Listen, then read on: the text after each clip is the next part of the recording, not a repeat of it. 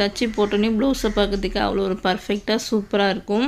இப்போ நம்ம வந்துட்டு ஃப்ரண்ட் போர்ஷன் வந்துட்டு எப்படின்னு பார்க்கலாம். நெக் வித் வந்துட்டு அதே 2 இன்ச் தான் நான் வந்துட்டு மார்க் பண்ணியிருக்கேன். அதே மாதிரி ஷோல்டருக்கும் வந்துட்டு நான் 3 இன்ச் வந்து நான் வச்சுட்டு மார்க் பண்ணியிருக்கேன் பாருங்கள். பேக்கில் என்ன அலவன்ஸ் வைக்கிறோமோ அதே தான் வந்துட்டு ஃப்ரண்ட்லேயும் வைக்கணும். அந்த நெக் லென்த்து மட்டும்தான் வந்துட்டு நமக்கு ஃப்ரண்ட்டில் கொஞ்சம் ஏறி இருக்கும். பேக்கில் வந்துட்டு நல்லா வந்து நம்ம இறக்கி வந்து நம்ம தைச்சி போடுவோம். லென்த்து வந்துட்டும் அதே அளவு தான்.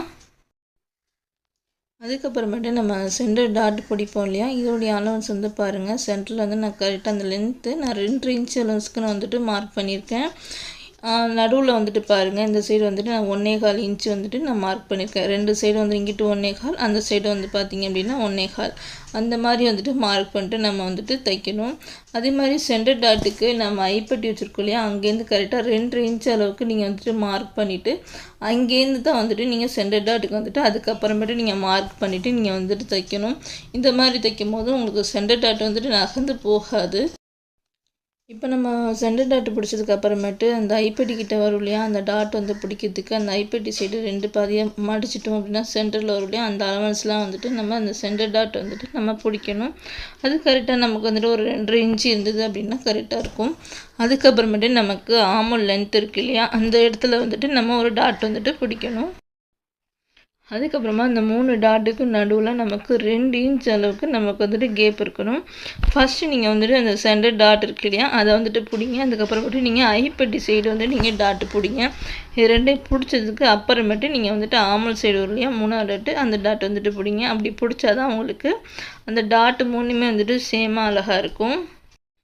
இப்போ நார்மலாக அந்த சென்டர் டாட் அலவன்ஸ் வந்துட்டு ஷோல்டர்லேருந்து வச்சு பார்க்கும்போது ஒரு 10 இன்ச்சில் தான் வந்துட்டு ஸ்டார்ட் ஆகும்.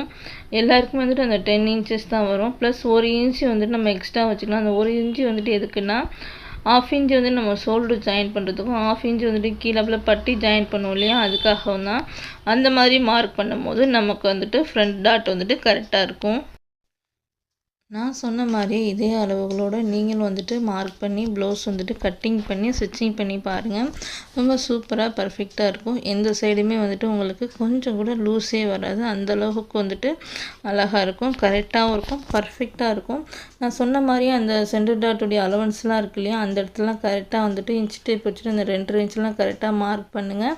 மார்க் பண்ணிட்டு அந்த சென்டர் டாட்லாம் மெயினாக வந்துட்டு கரெக்டாக மார்க் பண்ணுங்கள். அது மாதிரி நெக் வித் இருக்கு இல்லையா, 2 இன்ச்சு சொல்லியிருக்கலாம், அதுவும் வந்துட்டு கரெக்டாக மார்க் பண்ணுங்கள்.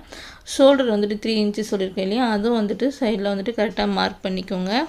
இப்போ நமக்கு ஐப்பட்டி சைடு அந்த லென்த்து வந்துட்டு 4 இன்ச்சு இருக்குது அப்படின்னா நம்ம சைடு ஜாயின் பண்ணுறோம் இல்லையா, அங்கிட்ட வந்து +1